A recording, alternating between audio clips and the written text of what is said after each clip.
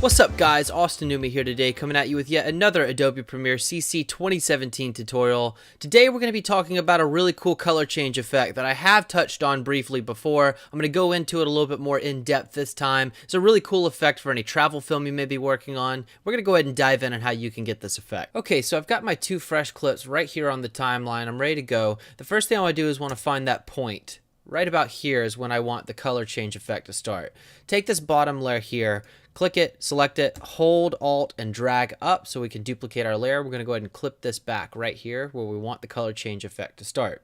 Now let's select our top layer and go over to your Lumetri color panel. Right here we have a couple of different tabs. We're going to go to HSL secondary. That stands for hue, saturation, luminance. We're going to be taking the key here and actually grabbing this color here and taking that out of it and swapping it for another color. So we know that this is green, so let's go ahead and use green for our base. So let's go ahead and select that green there. And then I'm going to go down here to correction. And I'm actually going to change this color right about here. Let's change it to just kind of a medium purple there. There we go. Okay, so as you can see, it's got some holes missing here. You're not really getting everything. So let's go back to the beginning. And I've noticed a couple areas here. So what we're going to do is go back to our key and grab this eyedropper again. And we want to grab the plus sign. And then we're going to just kind of pick out an area where we feel like we're not really getting represented here. So about there. That looks like it may have done it. Sometimes you find that one spot and it'll fill it in. Looks like we have one more area up here on the leaf. Let's go ahead and grab that eyedropper tool again and grab that.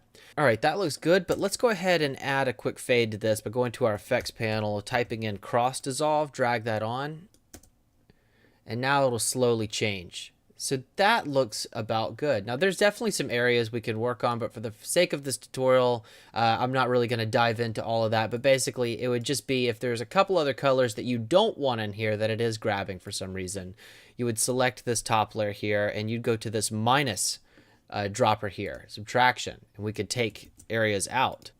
All right, now let's go to our second example here that I had in the initial sample video. We're going to go right about this point where I first grabbed the leaf, and we're going to go ahead and hold down Alt and duplicate this layer, drag up.